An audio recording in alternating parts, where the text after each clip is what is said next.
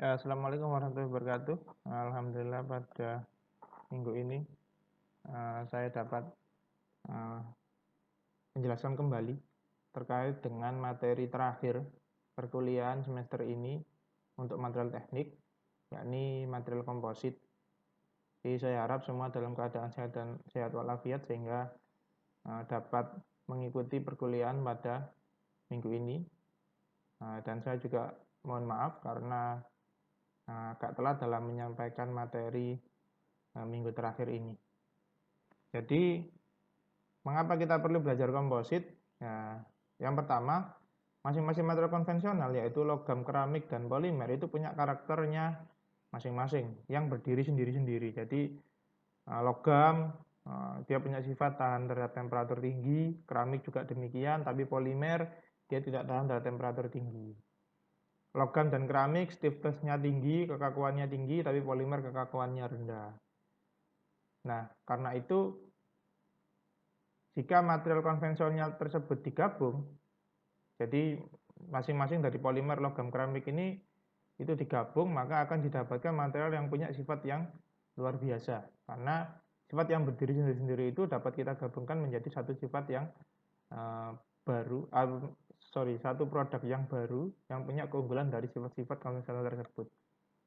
Sehingga banyak teknologi modern itu membutuhkan material yang tidak biasa atau kombinasi properties atau komposisi yang tidak biasa juga, yang tidak bisa kita dapatkan dari material konvensional seperti paduan logam, keramik maupun polimer. Nah, komposit sendiri yakni suatu jenis bahan baru hasil rekayasa yang terdiri dari dua atau lebih bahan, di mana sifat masing-masing bahan berbeda satu sama lain, baik itu sifat kimia maupun sifat fisikanya, tapi tetap terpisah dalam hasil akhir bahan tersebut. Jadi dia punya sifat masing-masing, sifat itu dapat kita padukan, tapi dia tetap bisa-bisa. Padu di sini bukan jadi satu ya, maksudnya kita jadikan di dalam satu produk.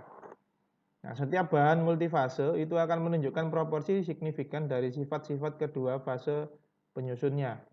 Sedemikian rupa sehingga kombinasi sifat yang lebih baik itu bisa terwujud. Jadi pada bahan multifase, jadi tidak hanya terdiri satu fase saja, dari ada beberapa fase, ada beberapa layer lah bahasanya kalau di komposit, itu dapat menunjukkan proporsi signifikan dari sifat antar fase penyusun tersebut.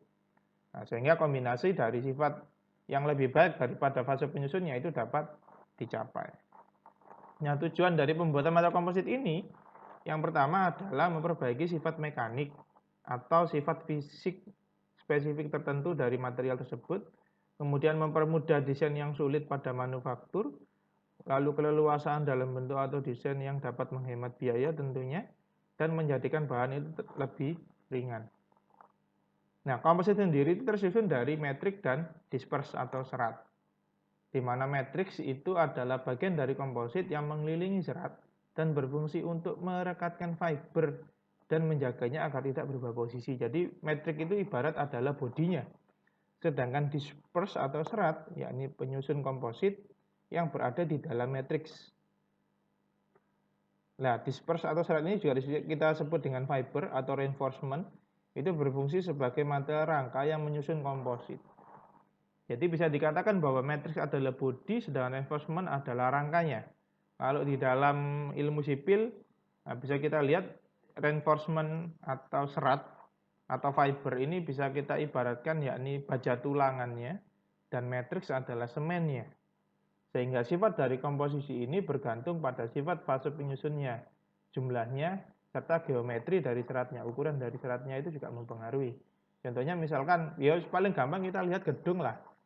Kalau kita bicara gedung cuma lantai 1 atau lantai 2, itu mungkin seratnya itu kita pakai yang kecil-kecil. Atau rangkanya, struktural bajanya, besi betonnya itu kita pakai yang kecil-kecil. Tapi ketika kita bicara adalah gedung lantai 10, maka reinforcement-nya atau pengikatnya itu gede-gede besinya. Nah, hal seperti itu menentukan dari sifat dari struktur rangka tersebut. atau rangka bangunan atau frame tersebut. Dalam menerima beban itu kalau kita ibaratkan itu adalah sebuah konstruksi sipil. Tapi kalaupun itu misalkan kita ibaratkan di otomotif misalkan di di bumper kendaraan misalkan. Jadi ketika reinforcement kan ada macam-macam. Jadi reinforcement dari matriks sendiri, ukuran serat itu juga nanti akan menentukan seberapa kuat atau sifat dari bumper tersebut ketika dia menerima beban tumbukan misalnya. Sehingga kalau bisa kita uraikan fiber atau filament reinforcement-nya itu, misalkan dia punya sifat high strength, kekuatannya tinggi, high stiffness, kekakuannya tinggi, low density, massa jenisnya rendah.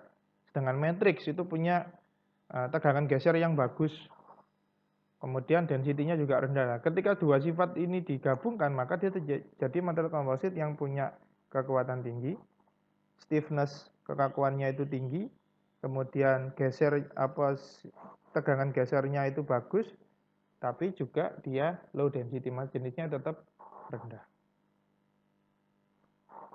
Nah, penyusun komposit itu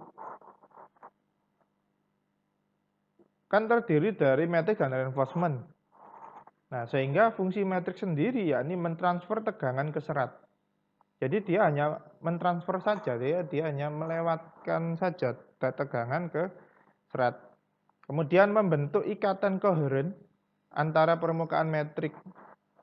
Kemudian melindungi serat tersebut, lalu memisahkan serat, melepas ikatan, dan tetap stabil setelah proses manufaktur. Sedangkan fungsi reinforcement sendiri atau serat atau fiber, yakni sebagai penanggung beban utama pada komposit. Jadi yang nanggung beban utama dari struktur komposit, yakni reinforcement-nya atau fibernya atau serat dari komposit itu sendiri. Nah, ada dua penyusun komposit atau lebih itu menimbulkan beberapa daerah dan istilah dalam penyebutannya.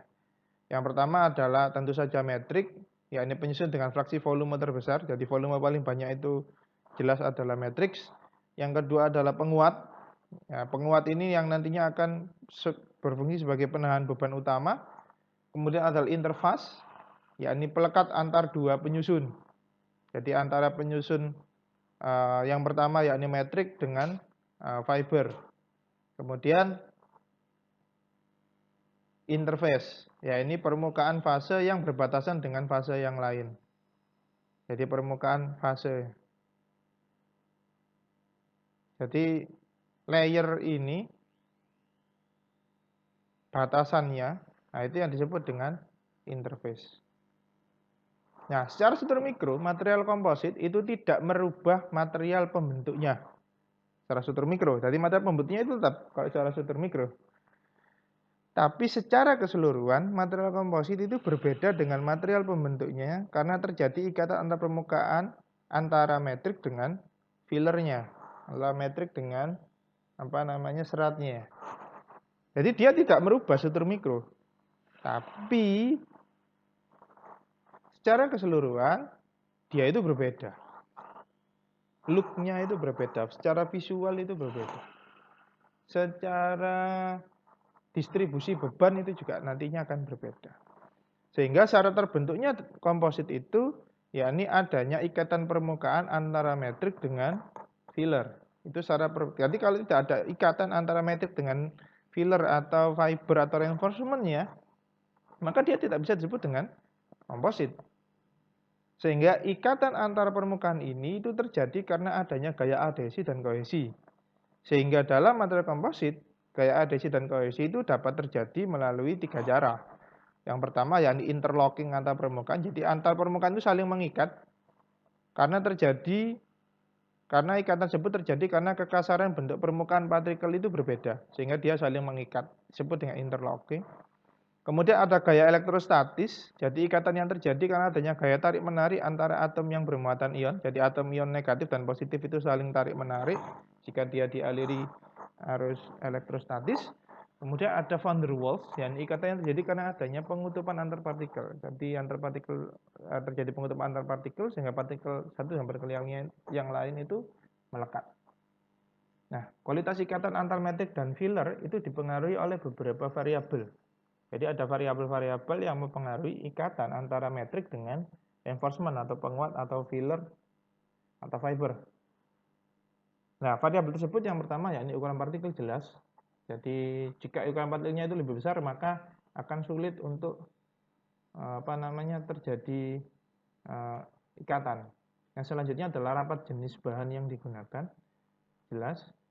Karena jika rapat jenis bahannya itu beda dan perbedaan terlalu besar maka sulit juga untuk mengikat. Kemudian fraksi volume material jelas juga, komposisi material jelas juga. Jadi kalau komposisi material yang berbeda itu dia nggak mungkin bisa perbedaan, misal komposisi materialnya itu bukan harus sama sih. Komposisi materialnya itu jika tidak memungkinkan untuk dia melekat, itu juga tidak akan mempengaruhi kualitas ikatan.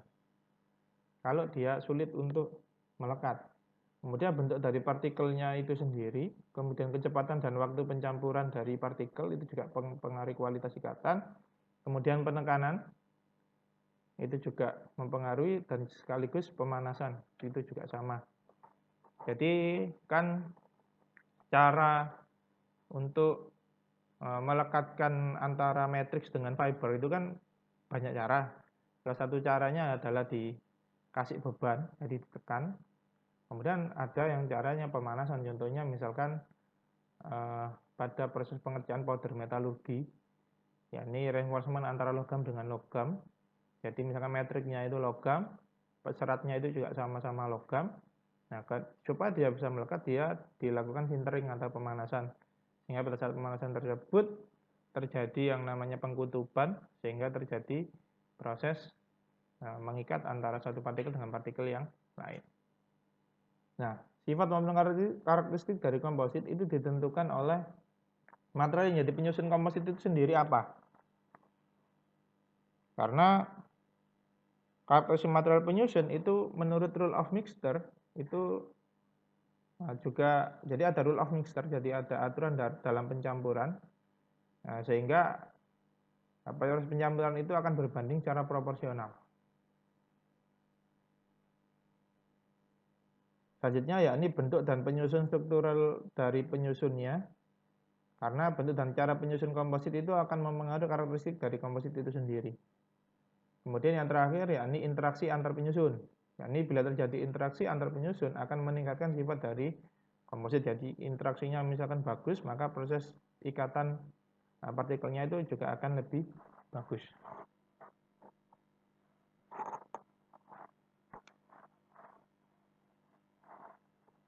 Nah, ini adalah representasi skematis dari berbagai karakteristik geometris dan spasial dari fase yang terdispersi yang dapat mempengaruhi sifat dari komposit itu sendiri. Jadi yang biru ini adalah kompositnya, sedangkan yang berbentuk tabung ini misalkan adalah disparate phase-nya.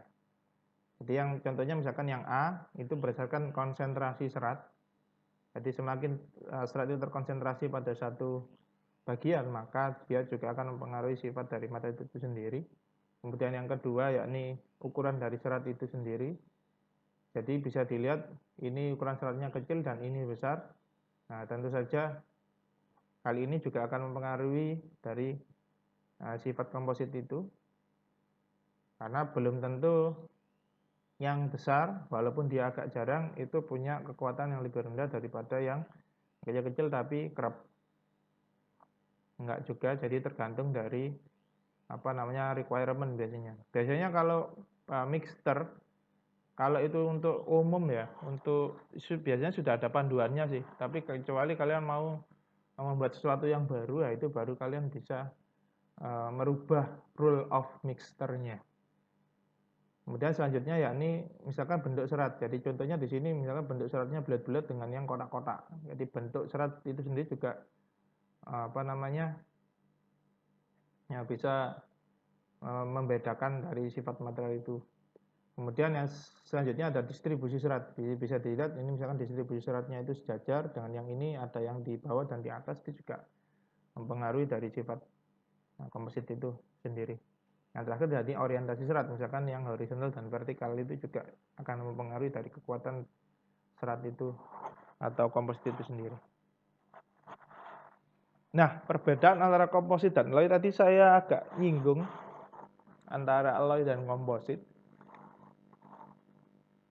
Ya, ini bila ditinjau secara mikroskopi itu masih menampakkan komponen metrik dan komponen filler. Itu jika materi itu adalah komposit. Jadi masih secara mikroskop itu masih mikroskop itu dia masih terlihat mana yang metrik, mana yang filler. Dan kalau alloy itu sudah nggak bisa terlihat secara mikroskopi. Jadi dilihat dengan secara visual itu nggak bisa kita lihat bedanya kalau itu alloy atau paduan.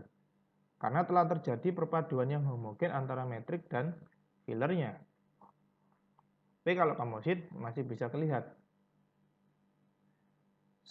Kemudian pada material komposit itu dapat leluasa merencanakan kekuatan material yang diinginkan dengan mengatur komposisi dari metrik dan filler. Jadi dengan mengatur komposisi metrik dan filler itu kita dapat leluasa merencanakan kekuatan dari material tersebut. Sifat material yang menyatu itu dapat dievaluasi kemudian diuji secara terpisah. Jadi kita bisa merencanakan misalkan metriknya itu kekuatannya sekian, fillernya sekian, ketika digabung jadi sekian, itu masih bisa kita lakukan di komposit. Tapi kalau di alloy nggak bisa. Nah, klasifikasi komposit sendiri yang pertama adalah berdasarkan metrik, berdasarkan bahan utamanya. Ada KMP atau komposit metrik polimer, ada KML komposit metrik logam. Jadi kalau yang polimer tadi ya polimernya adalah metrik, kalau yang logam ya logamnya itu adalah metriknya. Sedangkan KMK komposit metrik keramik, ya keramik sebagai metriknya. Nah, ini contoh penggunaannya, misalkan metriknya itu adalah logam dan reinforcement-nya itu adalah logam. Jadi logam dengan logam. Jadi metriknya logam, fibernya juga pakai logam. Biasanya digunakan contohnya di proses powder metalurgi. Nah, ini juga kan ini mengkombinasikan antara metal yang tidak sama. Jadi misalkan logam ferro digabungkan dengan logam aluminium, di mana aluminium itu dia punya sifat yang ringan, sedangkan ferro itu dia punya sifat kuat. Tapi aluminium itu ringan dan tahan karat, sedangkan ferro itu kuat tapi nggak tahan karat. Nah, kemudian di powder metalurgi dia digabungkan, disintering namanya, dipanaskan. Disintering terjadi pengutupan sehingga terjadi pengikatan. Nah, di sini beda dengan alloy. Kalau alloy kan dia harus dicairkan terlebih dahulu kemudian dimix, dipadukan. Nah, di sini ketika misalkan powder metalurgi ini kalian belah, nah kalian masih bisa dilihat, masih bisa melihat mana yang merupakan metrik, mana yang merupakan reinforcement-nya.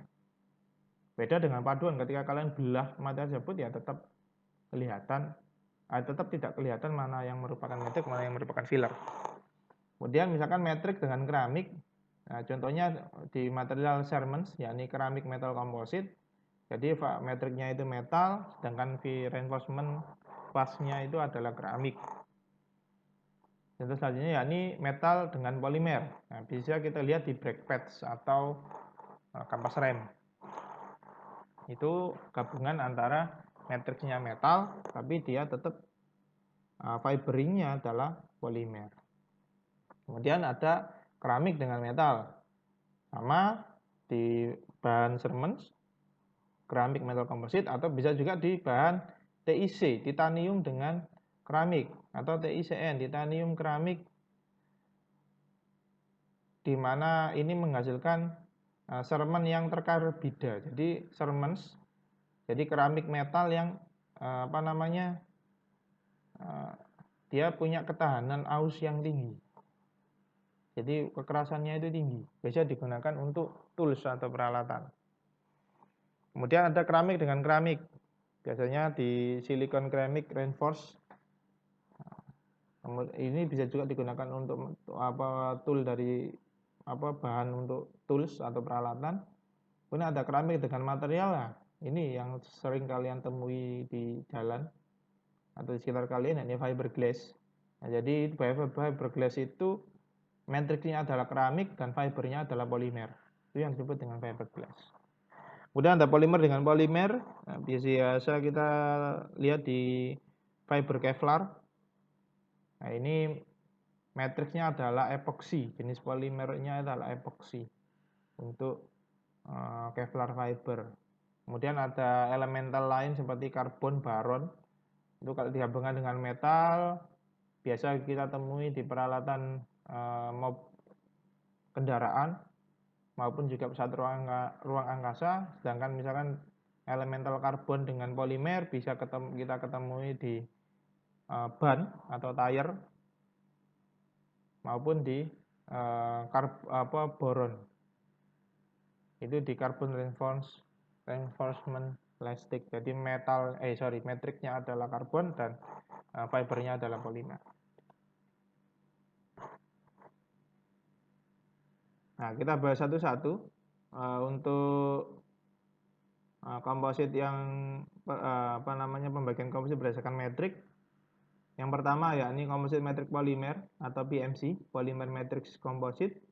Nah, sifat dari komposit PMC ini, dia biaya pembuatannya lebih rendah, dapat dibuat dengan produksi massal, ketangguhannya itu baik, dia tahan simpan, siklus pabrikasinya itu dapat dipersingkat, kemampuannya itu mengikuti bentuk dari benda tersebut, dan dia lebih ringan. Itu untuk sifat dari PMC.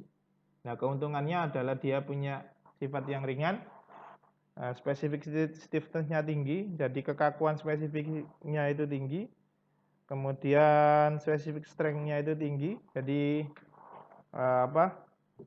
kekuatan spesifiknya itu tinggi, kemudian juga anisotropi. Jadi anisotropi itu adalah lawan dari isotropi, yakni jika isotropi itu adalah jenis material di mana semua sifat yang dimiliki itu sama, jika material ditarik atau ditekan ke semua arah. Sedangkan material PMC itu malah sebaliknya, makanya dia dinamakan anisotropi.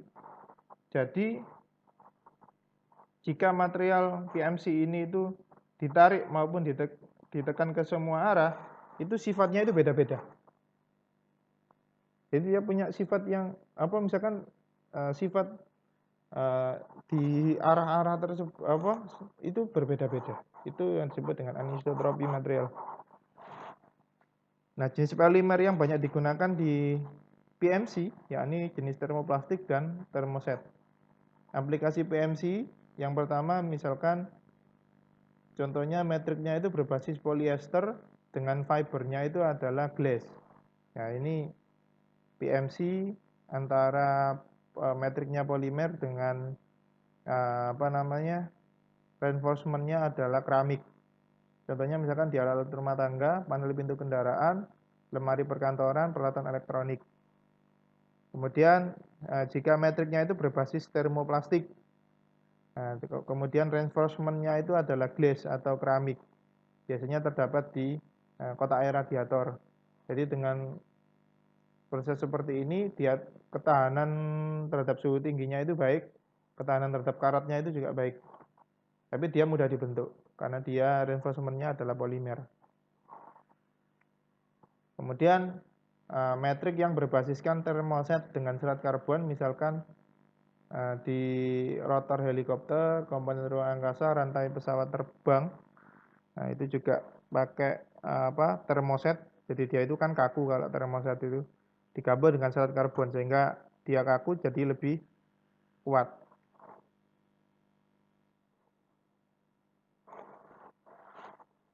Nah, kenapa di sini dikatakan dia banyak digunakan di komponen ruang angkasa? Nah, karena dia ketangguhannya kan lebih baik. Termoset itu dia punya kekuatan yang lebih baik daripada termoplastik. Ditambah lagi dengan dia dilapisi oleh serat karbon. Jadi dia punya ketahanan simpan yang lebih baik dan juga ringan tentunya. Kemudian selanjutnya yakni komposit metrik logam atau MMC, metal metric composite. Yakni salah satu jenis komposit yang punya metrik logam. di mana dikembangkan sejak tahun 96, pada mulanya diteliti oleh Continuous Filament MMC yang digunakan dalam aplikasi pada aerospace atau pesawat ruang angkasa. Nah, kelebihannya jika dibandingkan dengan PMC, transfer tegangan dan regangannya jelas baik. Kemudian ketahanan terhadap temperatur tinggi, jelas, karena PMC, karena proses pembentuknya adalah polimer, maka dia tidak tahan terhadap temperatur tinggi. Kemudian dia tidak menyerap kelembaban, lalu tidak mudah terbakar, jelas, karena dia pembentuknya adalah metal atau logam. Kekuatan tekan dan gesernya itu baik, jelas, ketahanan aus dan muai thermalnya juga lebih baik daripada PMC. Dan kekurangan dari MMC, ya ini biayanya mahal, jelas, karena pembentuknya adalah logam. Maka penguatnya itu kan juga berbeda dari PMC yang lebih murah. Nah, kemudian standarisasi material dan prosesnya itu juga hanya sedikit sekali. Nah, metrik pada MMC itu punya keuletan yang tinggi, lalu titik leburnya itu rendah, density-nya itu juga rendah. Contohnya adalah misalkan di aluminium besaran paduannya itu bisa digunakan sebagai metrik, lalu titanium besaran paduannya itu juga bisa digunakan sebagai metrik, serta magnesium itu juga bisa digunakan sebagai metrik. Nah, aplikasi MMC ini bisa dilihat di komponen otomotif seperti di blok silinder mesin, itu adalah termasuk material komposit. Kemudian ada puli, poros, gardan, nah itu juga merupakan aplikasi dari MMC. Lalu ada peralatan militer seperti di sudut turbin, cakar kompresor, dan lain sebagainya. Lalu di aircraft, di penerbangan juga ada. Misalkan contohnya di rak listrik pada pesawat terbang itu pakai MMC. Kemudian peralatan elektronik. Selanjutnya yakni komposit metrik keramik atau CMC, Ceramic Matrix Composite. Nah, ini CMC ini memiliki material dua fase dengan satu fase yang berfungsi sebagai reinforcement dan satu fasenya itu sebagai metrik, di mana metriknya itu terbuat dari keramik. Reinforcement yang umum digunakan pada CMC itu bisa oksida, karbid maupun nitrida untuk reinforcementnya atau fiberingnya. Nah, salah satu proses pembuatan dari CMC ya ini dengan proses DIMOX atau DIMOX, yaitu proses pembentukan komposit dengan reaksi oksidasi leburan logam untuk pertumbuhan metrik keramik di sekeliling daerah filler atau penguat.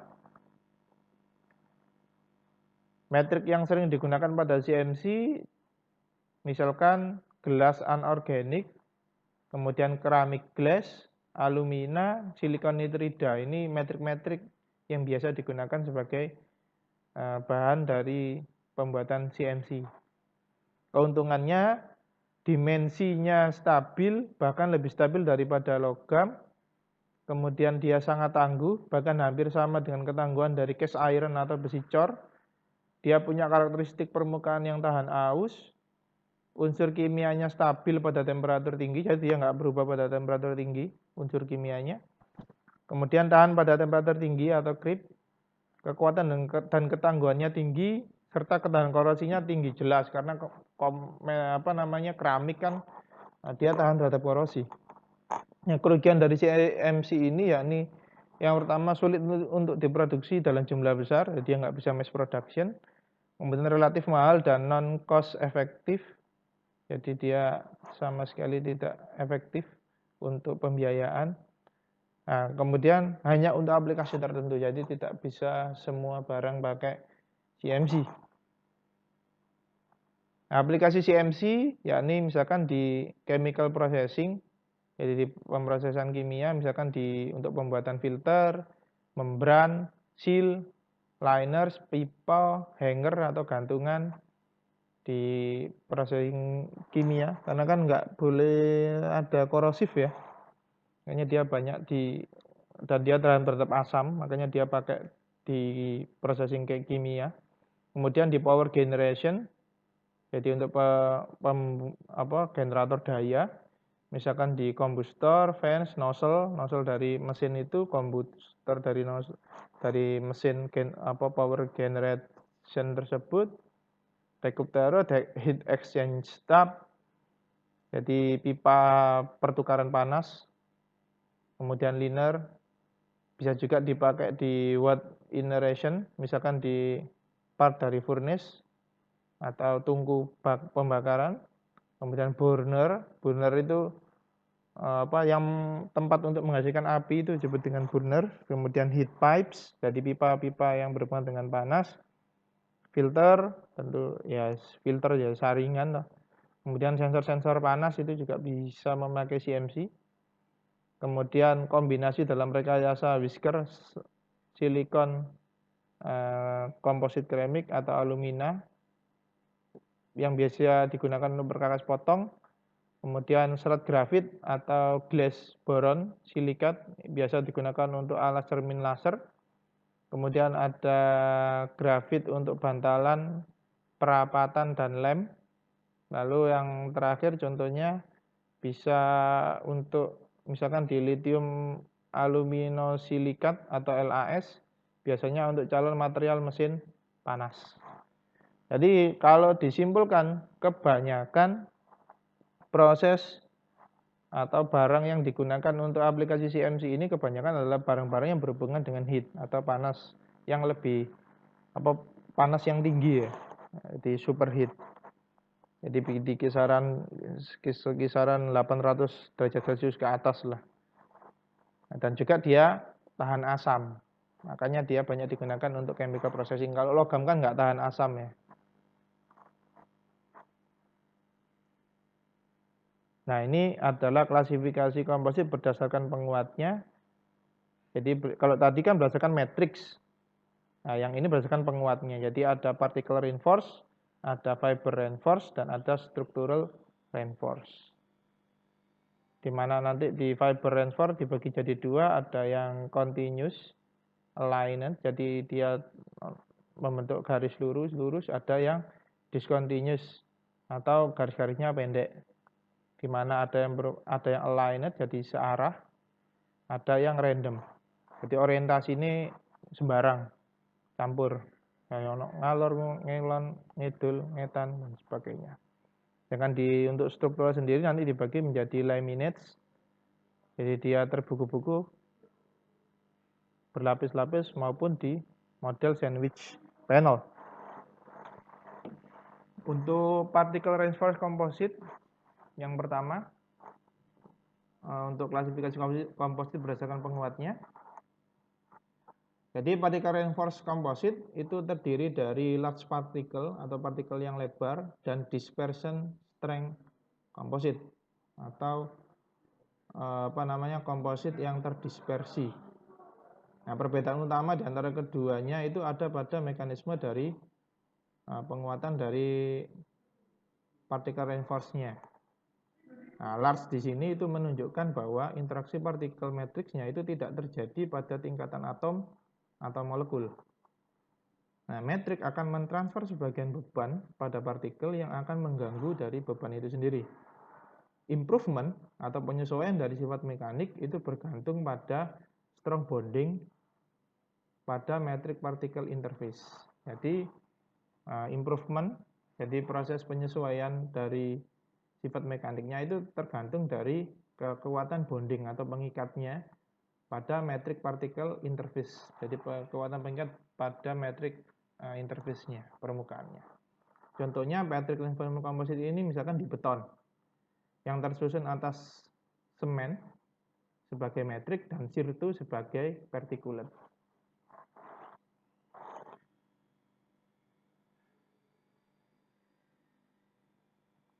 Nah, dispersion strength composite ini ukuran partikelnya itu lebih kecil, diameternya antara 0,01 dan 0,1 mikrometer atau 10 dan 100 nanometer.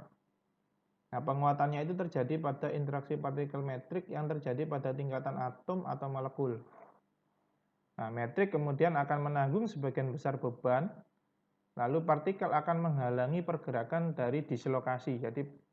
Jadi partikelnya nanti akan menghalangi pergerakan dari perubahan posisi dari struktur molekulnya.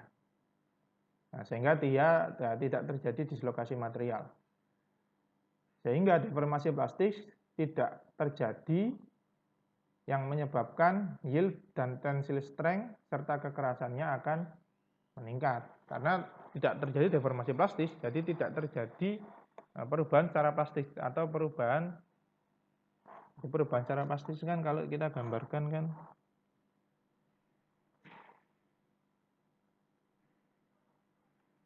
Jadi misalkan ini material,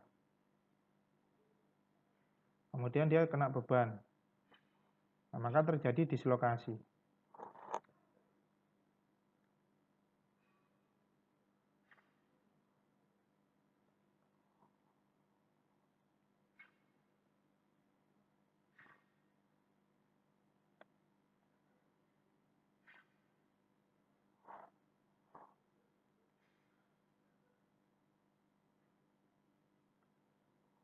Nah, ketika dia terkena beban, seharusnya kan terjadi seperti ini. Nah, ketika deformasi pasti tidak terjadi, maka walaupun material terkena beban, maka dia akan kembali ke bentuknya semula. Makanya yield dan tensile strength-nya itu meningkat, dan kekerasannya juga akan meningkat. Contohnya misalkan di thoria disprate nickel atau sintered aluminium powder atau SAP. Nah, keuntungan dari komposit yang disusun dari reinforcement berbentuk partikel, yakni kekuatannya itu lebih seragam pada berbagai arah. Karena kan dia bentuknya partikel kecil-kecil, sehingga kekuatannya itu lebih seragam. Lalu dapat digunakan untuk meningkatkan kekuatan dan meningkatkan kekerasan dari material, jelas karena partikelnya itu kecil-kecil. Kemudian cara penguatan dan pengerasan oleh partikulat adalah dengan menghalangi pergerakan dislokasi. Jadi karena dia berbentuk partikel kecil-kecil, sehingga dislokasi itu tidak akan sampai terjadi karena partikelnya itu saling berhimpitan. Nah, panjang partikel itu dibedakan menjadi dua, jadi ada yang large particle, di mana komposit yang disusun oleh reinforcement itu berbentuk partikel, di mana interaksi antar partikel dan metrik itu terjadi tidak dalam skala atomik atau molekuler. Nah, partikel itu seharusnya berukuran kecil dan terdistribusi merata. Nah, contoh dari large particle composite pada di posisi large particle ini, misalkan di semen dengan sand atau pasir atau gravel. Misalkan juga semen sebagai metrik dan pasir sebagai gravel. Gravel itu reinforced tadi ya, atau pengikat atau lapisan atasnya. Kemudian ada semen sebagai metrik dan sand sebagai partikel. Kemudian ada spheroid steel atau cemented itu sebagai partikulatnya. Atau misalkan di tire, di roda, itu karbon sebagai partikulatnya. Jadi pelapisan atasnya itu pakai karbon. Ada yang oxide base matte, di mana oksida logam itu sebagai partikulatnya. Dan selanjutnya adalah dispersion strength particle. Nah, untuk partikel ini si partikulatnya itu sangat kecil, sehingga jarang lebih dari 3%. Nah, ukuran yang lebih kecil itu yakni sekitar 10 sampai 250 nanometer untuk dispersion strength particle. Jadi partikelnya itu lebih kecil daripada large particle. Nah, selanjutnya yakni fiber reinforced composite. Jadi fiber reinforced composite ini terdiri dari continuous dan discontinuous composite. Jadi ada komposit yang terus-terusan, nanti akan saya jelaskan di gambar. Nah, sedangkan dibedakan berdasarkan panjang fiber tadi kan ada yang continuous panjang dan discontinuous yang pendek-pendek untuk seratnya. Nah, selain dipengaruhi oleh panjang fiber, sifat mekanik dari fiber reinforced composite ini juga dipengaruhi oleh orientasi atau susunan dari fiber itu sendiri. Fungsi utama dari serat ini yakni sebagai penopang kekuatan dari komposit. Sehingga tinggi rendahnya kekuatan komposit itu sangat tergantung dari serat yang akan digunakan. Karena tegangan yang dikenakan pada komposit mulanya diterima oleh metrik akan diteruskan kepada serat. Sehingga serat akan menahan beban sampai beban maksimum. Jadi serat itu sebagai penahan beban maksimum. Seperti penjelasan saya awal tadi. Oleh karena itu, serat harus punya tegangan tarik dan modus elastisitas yang lebih tinggi daripada metrik menyusun komposit. Karena dia menerima beban maksimum, maka secara logik dia juga harus punya tegangan tarik dan modus elastisitas yang tinggi, sehingga tidak akan sampai menghancurkan dari matriksnya. Nah, fiber yang digunakan itu hanya punya syarat yang pertama, punya diameter yang lebih kecil dari diameter bulknya atau diameter matriksnya, namun harus lebih kuat dari bulknya atau matriks itu sendiri. Kemudian harus punya tensile string yang tinggi. Nah, ini contoh jenis-jenis fiber yang digunakan. Jadi sama seperti penjelasan yang awal tadi. Jadi ada yang tergantung dari konsentrasi seratnya. Jadi apakah konsentrasi seratnya itu berhimpitan, kerap atau jarang-jarang. Apakah ukuran seratnya itu besar atau kecil. Apakah bentuk seratnya itu shaping. Misalkan di sini shapingnya adalah kotak ataupun bulat. Kemudian apakah distribusi seratnya itu sejajar atau tidak sejajar. Kemudian orientasi seratnya apakah horizontal atau vertikal, itu nanti juga akan menentukan dari kekuatan dari komposit tersebut. Nah, ini contoh dari FRC. Jadi ada fiber reinforced polymer, ada fiber reinforced keramik, ada fiber reinforced metal. Untuk fiber reinforced komposit sendiri. Jadi ini dibedakan atas matriksnya. Jadi kalau fiber reinforced polymer itu matriknya adalah polimer, kalau fiber reinforced keramik matriknya adalah keramik, dan fiber reinforced metal berarti reinforced-nya adalah metal. Nah, ini tipe serat pada komposit berdasarkan penempatannya. Jadi ada yang continuous fiber, jadi serat-seratnya itu continuous ya. Kemudian ada woven. Woven itu berarti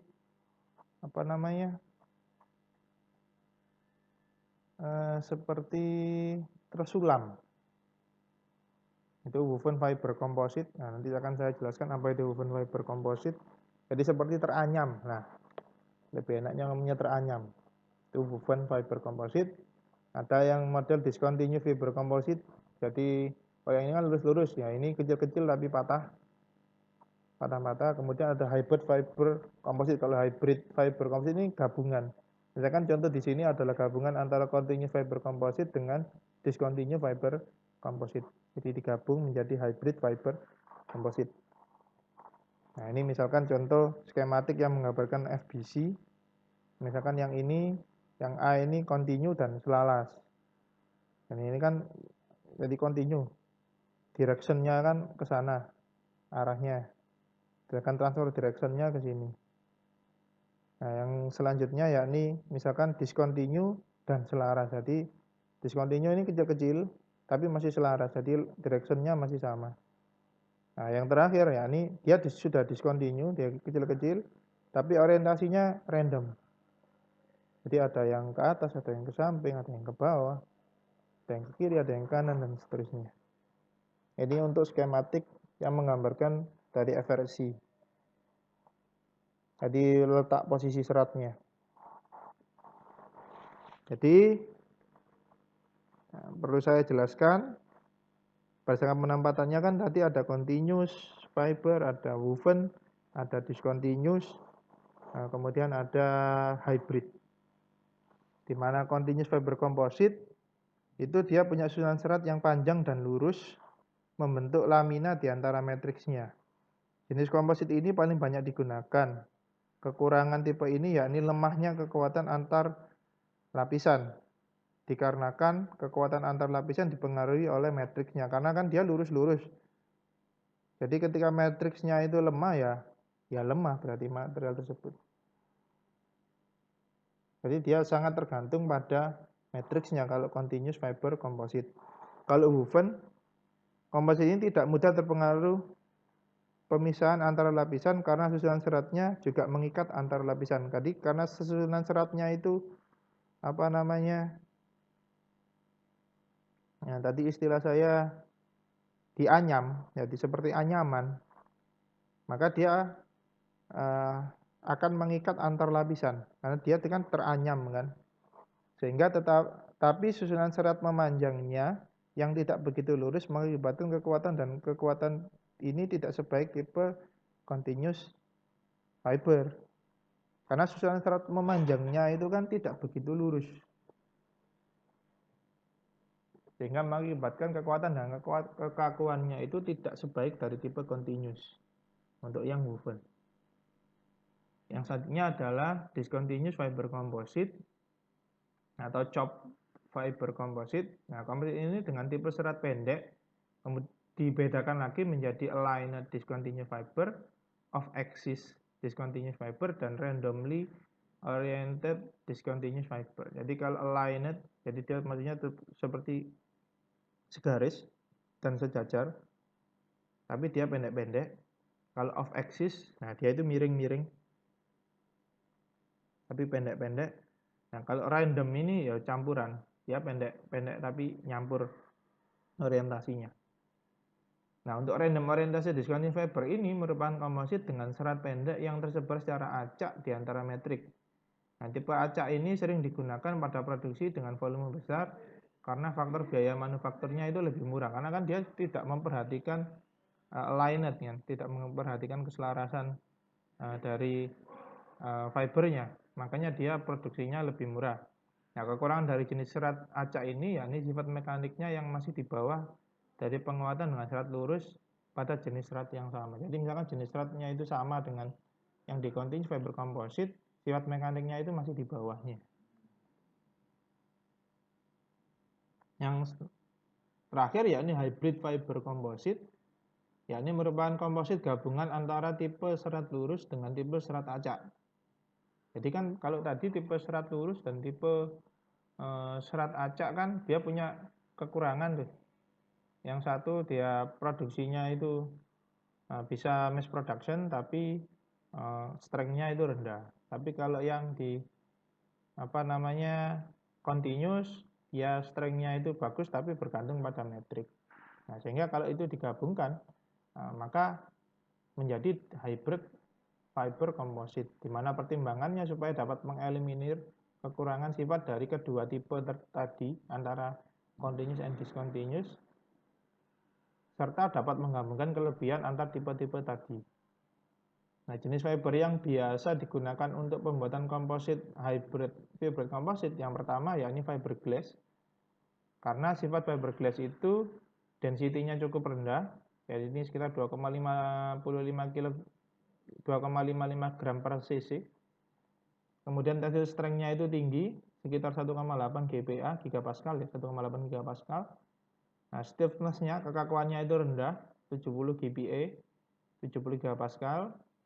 Kemudian stabilitas dimensinya itu baik, jadi dia tidak terpengaruh terhadap tekanan ya, sehingga stabilitas mempertahankan dimensinya itu baik. Kemudian tiga, resisten terhadap panas dan dingin, jadi dia tahan terhadap panas dan dingin, tahan korosi jelas. Kemudian komposisi umumnya yakni 50-60% silikon dioksida, paduan lainnya itu bisa pakai aluminium, mangan, Ca, natrium, dan lain sebagainya. Keuntungan dari tipe serat fiberglass yakni biayanya itu murah, tahan korosi, biaya relatif lebih rendah daripada komposit lain, biasa digunakan untuk peeing, tanks itu tangki ya, kemudian boot, kapal, dan alat-alat olahraga. Yang kerugian dari fiberglass ini, kekuatannya itu masih relatif rendah, elongasinya itu tinggi, jadi dia kemulurannya itu tinggi, kekuatan dan beratnya itu sedang atau moderate, jadi nggak terlalu tinggi, tapi dia ringan. Nah ini contoh jenis-jenis fiberglass. Jadi ada yang E-glass, C-glass, dan S-glass. Dimana kalau E-glass itu isolator listriknya itu baik, keunggulannya, kekakuannya itu tinggi, kekuatannya itu tinggi. Kalau C-glass itu dia tahan terhadap korosi, kekuatannya itu lebih rendah dari E-glass, tapi harganya itu lebih mahal dari E-glass karena dia tahan terhadap korosi ya. Kalau S-glass itu modulusnya itu lebih tinggi, jadi dia lebih mulur. Jadi dia lebih tahan terhadap deformasi plastis, dia lebih tahan terhadap suhu tinggi juga. Untuk S-glass harganya itu lebih mahal dari E-glass. Jadi S-glass ini yang paling mahal daripada igles dan sigles. Jadi yang paling murah adalah igles. Nah, ini komposisi senyawa kimia dari tipe igles, sigles, dan S-glass. Kemudian yang selanjutnya, serat yang dipakai di hybrid, yakni fiber nilon. Jadi sifat dari fiber nilon ini yakni dibuat dari poliamid. Dia lebih kuat, lebih ringan, tidak getas, dan tidak lebih kaku dari karbon. Jadi dia, kalau karbon kan pasti kaku kan. Kalau fiber nilon ini dia tidak lebih kaku dari karbon. Contoh merek nilon yang biasa dipakai yakni Kevlar, DuPont, dan Quaron atau Akzo. Itu yang jenis nilon yang dipakai sebagai fiber. Nah, yang selanjutnya yakni fiber karbon. Nah, ini yang paling sering kalian dengar, yakni fiberglass sama fiber karbon itu yang paling sering. Karena kalau misalkan di bodi kendaraan, pakai serat karbon, fiber karbon. Kalau pakai serat karbon itu kuat, ringan. Nah, ini akan kita pelajari.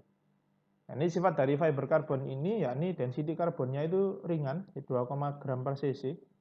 Jadi memang dia itu ringan ya kalau pakai fiber karbon. Struktur grafit yang digunakan untuk membuat fiber ini berbentuk seperti kristal intan. Struktur grafitnya, makanya dia punya kekerasan yang bagus, yang tinggi ya. Kemudian dia punya karakteristik yang ringan, kekuatannya itu sangat tinggi, dan modulus elastisitasnya itu tinggi. Jadi kekakuannya itu tinggi. Kemudian yang keempat, memisahkan bagian yang bukan karbon itu melalui proses terdiri dari 90% karbon. Jadi karbonnya itu 90% dari. Kemudian dia dibuat dari bahan turunan grafit yang kekuatannya di bawah serat karbon. Dia diproduksi dari poliakrilnitril atau PEN melalui 3 tahap proses, yakni stabilisasi, peregangan dan oksidasi, kemudian karbonisasi, pemanasan untuk mengurangi oksigen, hidrogen, dan nitrogennya, kemudian terakhir gravitisasi untuk meningkatkan modulus elastisitas dari material. Nah, ini kalau dirangkum kelebihan dan kekurangan antara fiberglass, fiber karbon, fiber grafit, dan fiber nilon, yakni sebagai berikut. Jadi kalau fiberglass kelebihannya dia kekuatan tinggi, murah, tapi kurang elastis. Kalau fiber karbon dia kuat hingga sangat kuat, stiffness-nya itu kuat plus keras, itu besar stiffness-nya, kekakuannya ya. Kemudian koefisien pemainnya itu kecil, dia juga bisa menahan getaran. Kekurangannya dia agak getas, nilai peregangannya itu kurang dan agak mahal. Kalau fiber grafit dia lebih stainless dari karbon, dia lebih kaku dari karbon, serta lebih ulet, tapi kekurangannya dia kurang kuat dibandingkan dengan karbon. Kalau fiber nilon untuk aramid ya, dia agak stiff, jadi kuat plus keras, serta sangat ulet, jadi agak stiff ya, agak kaku. Kemudian tahan terhadap benturan, kekuatannya itu besar, dia lebih kuat dari baja untuk fiber nilon, dan lebih murah dari karbon. Nah, ini fiber nilonnya ini dia lebih murah dari karbon. Cuma kekurangannya dia kekuatan tekannya itu lebih rendah dari karbon. Kemudian ketahanan panasnya dia juga lebih rendah dari karbon. Jadi dia hingga 180 derajat lebih rendah daripada karbon. Kemudian yang selanjutnya, kalau yang tadi kan sudah fiber nilon, fiber karbon, fiberglass. Nah, yang terakhir yakni hybrid fiber. Jadi sudah gabungan. Jadi kombinasi dari berbagai jenis serat awal tadi antara fiberglass, karbon, fiber grafit, fiber nilon ini digabungkan menjadi hybrid fiber. Contohnya misalkan glass dengan karbon. Untuk meningkatkan shock resistance atau tahan benturan, meningkatkan fracture resistance atau tahan patahan, serta mengurangi biaya. Itu fiberglass dicampur dengan fiber karbon. Kemudian ada fiberglass dicampur dengan fiber nilon. Nah, tujuannya adalah untuk meningkatkan kekuatan tekan, memperbaiki pemrosesan manufaktur, serta mengurangi biaya. Kemudian ada fiber karbon digabung dengan fiber nilon untuk meningkatkan kekuatan tarik, meningkatkan kekuatan tekan, serta meningkatkan kekuatan pada pembengkokan. Jadi dia agak lebih stiff. Nah, yang terakhir yakni struktural komposit. Jadi struktural komposit itu adalah komposit struktural yang dibentuk oleh reinforcement yang memiliki bentuk lembaran-lembaran. Berdasarkan strukturnya, komposit ini dapat dibagi menjadi dua, yakni struktur laminate dan struktur sandwich. Ilustrasinya seperti dilihat sebagai berikut. Nah, yang ini adalah laminate, jadi terdiri dari laminasi-laminasi atau lapisan-lapisan. Misalkan yang ini lapisan orientasinya atas, kemudian orientasinya nyamping, tegak lurus lagi, nyamping, tegak lurus lagi, nyamping. Ini terdiri dari laminasi-laminasi. Atau juga sandwich. Jadi sandwich ini misalkan dia ada laminasi pertama, laminasi kedua, kemudian ada dia honeycomb, kemudian dikasih laminasi lagi. Ini yang tipe sandwich. Aplikasinya biasa digunakan di plywood, misalkan untuk modern ski, jadi ski modern, kemudian roof, atap, lantai juga, serta walls. Walls itu tembok atau dinding di bangunan. Kemudian juga di aerospace, di pesawat terbang angkasa maupun di industri pesawat terbang itu juga menggunakan struktural komposit. Nah, saya jelaskan satu-satu. Pertama yakni laminate atau laminasi, yakni gabungan dari dua atau lebih lamina. Jadi satu lembar komposit dengan arah serat tertentu. Nah, seperti tadi kan arah seratnya misalkan dia tegak lurus, nyamping, tegak lurus, nyamping. Yang membentuk elemen struktur secara integral pada komposit. Proses pembentukan lamina ini menjadi laminate dinamakan proses laminasi. Sebagai elemen sebuah struktur, lamina yang serat penguatnya searah saja atau unidirectional lamina pada umumnya tidak menguntungkan karena memiliki sifat yang buruk. Untuk itulah struktur komposit dibuat dalam bentuk laminate yang terdiri dari beberapa macam lamina atau lapisan yang diorientasikan dalam arah yang diinginkan dan digabungkan bersama sebagai sebuah unit struktur. Jadi kalau cuma hanya satu struktur lamina saja, jadi cuma satu struktur saja, dia tidak akan memberikan dampak yang terlalu bagus karena dia punya sifat yang buruk karena kalau hanya satu laminasi, makanya dia harus terdiri dari beberapa lapisan. Nah, mikrostruktur lamina dan jenis dari arah serat dapat dilihat pada gambar ini. Jadi bisa dilihat misalkan ini orientasinya 0 derajat, yang ini 90, kemudian orientasinya 0 derajat lagi. Dimana ini tipenya non-woven, jadi tidak dianyam, dan yang ini woven, dia dianyam.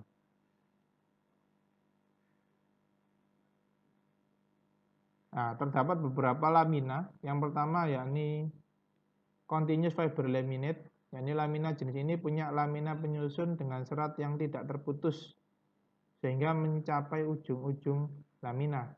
Continuous fiber ini terdiri dari yang pertama unidirectional laminate, jadi dia satu arah, yaitu berbentuk laminate dengan tiap laminanya itu punya arah serat yang sama. Jadi arah seratnya itu sama. Kalau sejajar ya arah seratnya itu sejajar.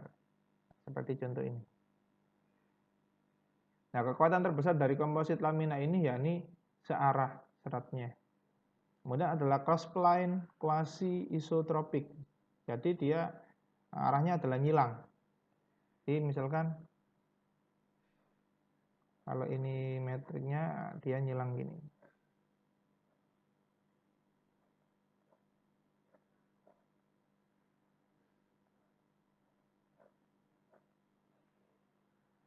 Nah, lamina ini punya susunan serat yang saling tegak lurus satu sama lain antar lamina. Nah, ini kan tegak lurus.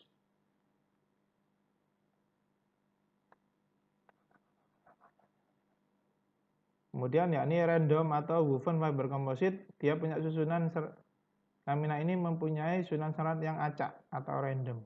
Tapi dia tetap arahnya itu beda-beda. Tapi dia gede-gede. Seratnya itu tidak terputus, tapi sebarannya acak. Jadi antara ujung ke ujung ini dia masih seratnya itu panjang tapi susunannya acak. Itu disebut dengan random atau woven fiber composite.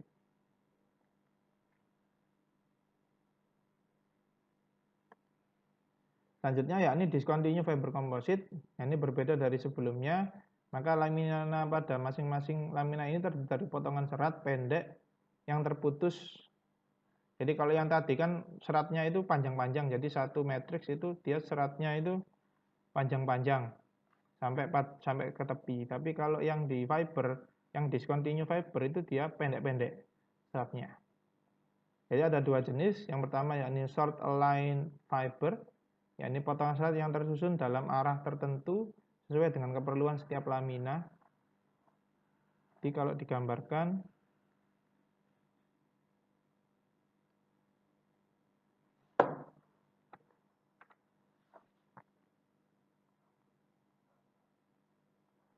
nah, dia pendek-pendek tapi directionnya itu masih searah untuk serat fibernya. Itu yang short aligned fiber. Tapi kalau yang in plane random fiber, potongan seratnya disebelah secara acak atau arahnya tidak teratur. Jadi misalkan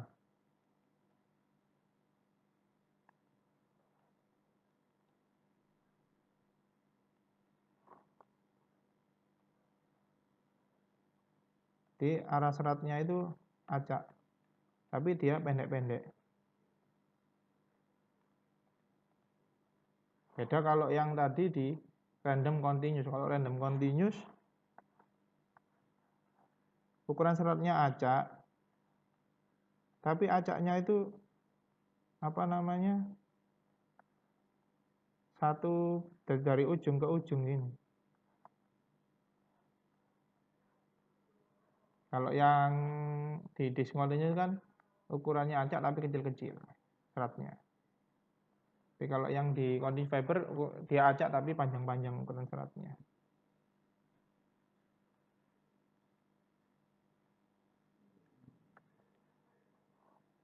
Selanjutnya yakni sandwich panel. Yakni composite sandwich yang merupakan salah satu jenis komposit struktur yang sangat potensial untuk dikembangkan. Komposit sandwich ini merupakan komposit yang tersusun dari 3 lapisan, terdiri dari flat composite, jadi komposit yang datar atau flat composite. Dia bertindak sebagai kulit permukaan atau skin. Kemudian ada material inti atau core di tengahnya, jadi ini core-nya, yang berada di antara permukaan, yang berada di antara sheet ini. Jadi rear sheet, face sheet, nah yang tengahnya ini ada core-nya. Core ini biasa dipakai adalah core import seperti poliuteran atau PU, kemudian polyvinyl chloride atau PVC, dan honeycomb. Tapi kalau contoh ini yang pakai honeycomb. Komposit sandwich ini dibuat dengan tujuan untuk efisiensi berat yang optimal, namun punya kekakuan dan kekuatan yang tinggi. Jadi dia lebih ringan tapi punya kekuatan yang tinggi. Sehingga untuk mendapatkan karakteristik tersebut, pada bagian tengah di antara kedua skin dipasang core atau inti. Komposit sandwich ini merupakan jenis komposit yang sangat cocok untuk menahan beban lentur, impact, meredam getaran, dan suara. Komposit sandwich ini dibuat untuk mendapatkan struktur yang ringan, tetapi punya kekakuan dan kekuatan yang tinggi. Biasanya, pemilihan bahan untuk komposit sandwich itu syaratnya adalah ringan, tahan panas dan korosi, serta harganya itu juga dipertimbangkan. Jadi harganya tinggi atau rendah yang untuk diaplikasikan itu juga dipertimbangkan. Nah, dengan penggunaan material inti yang sangat ringan, maka akan dihasilkan komposit yang punya sifat kuat, ringan, dan kaku. Komposit sandwich ini dapat diaplikasikan pada berbagai struktural maupun non-struktural bagian internal dan eksternal pada kereta, bus, truk, dan jenis kendaraan yang lain.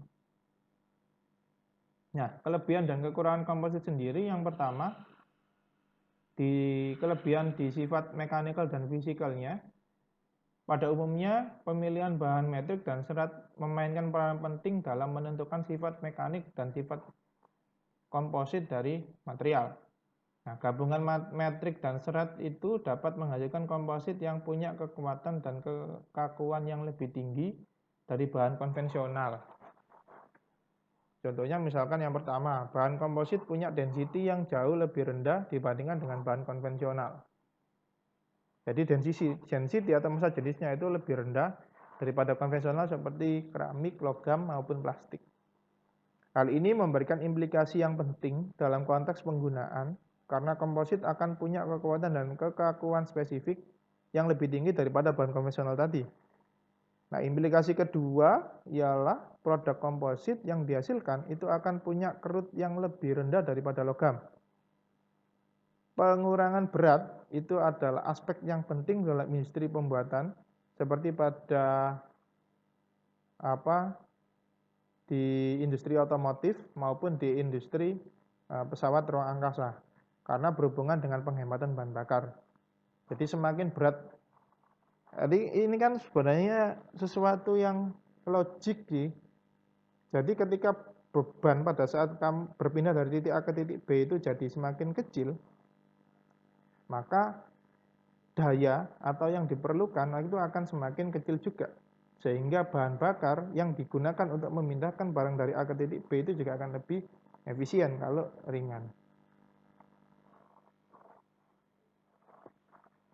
Kemudian dalam industri ruang angkasa misalkan terdapat kecenderungan untuk menggantikan komponen yang dibuat dari logam dengan komposit karena telah terbukti komposit punya rintangan terhadap fatigue atau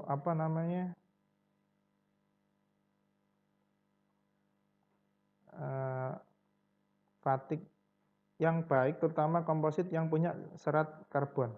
Jadi fatigue itu kelelahan logam. Jadi dia punya kelelahan yang lebih lama. Jadi dia punya ketangguhan yang lebih baik daripada material logam. Jadi umur pakainya itu lebih lama daripada logam. Kemudian kelemahan logam yang agak terlihat jelas ialah rintangan terhadap kakisa yang lemah, terutama produk yang untuk kebutuhan sehari-hari. Kecenderungan komponen logam untuk mengalami kakisan ini menyebabkan biaya pembuatannya itu tinggi. Bahan komposit sebaiknya mempunyai rintangan terhadap kakisan yang baik.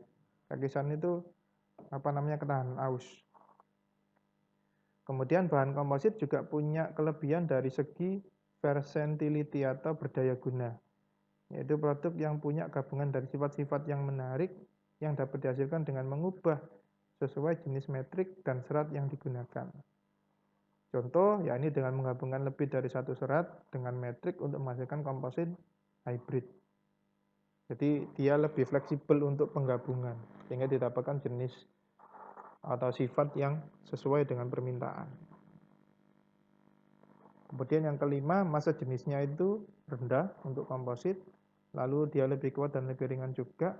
Perbandingan kekuatan dan berat itu juga menguntungkan. Kemudian dia lebih kuat karena dia lebih stiff, lebih kaku, serta ulet, tough, dan juga tidak getas. Terus koefisien pemuaiannya itu juga rendah, tahan terhadap cuaca, tahan korosi, mudah untuk dibentuk, dan lebih mudah untuk disbanding material. Jadi dia lebih mudah untuk dilakukan bending material. Kemudian dari sisi biaya, faktor biayanya itu juga berperan penting dalam membantu perkembangan industri komposit. Jadi biaya yang berkaitan erat dengan penghasilan suatu produk yang seharusnya memperhitungkan beberapa aspek, seperti biaya bahan mentah, pemrosesan, tenaga mesin, dan sebagainya. Jadi dari sisi biaya itu juga dia bisa lebih murah seharusnya. Tapi karena sekarang itu pemrosesan komposit itu masih sangat jarang digunakan, makanya barang-barang yang berkaitan dengan komposit itu masih relatif lebih mahal untuk saat ini. Sedangkan kekurangannya yakni tidak tahan terhadap beban shock atau kejut maupun crash atau tabrak dibandingkan dengan metal. Jadi dia kalau sudah kena shock, kena crash, dia langsung rusak. Beda dengan metal. Kalau metal kan paling penyok loh. Tapi dia lebih ringan. Kemudian dia kurang elastis. Jadi karena dia stiffness-nya itu tinggi, lalu lebih sulit dibentuk secara plastis.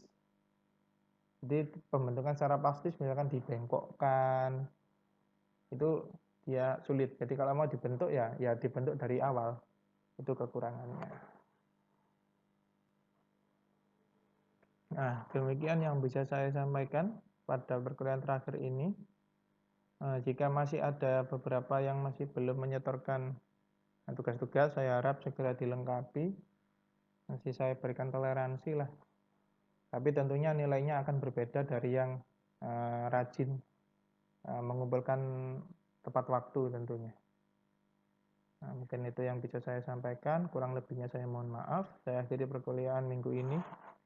Assalamualaikum warahmatullahi wabarakatuh.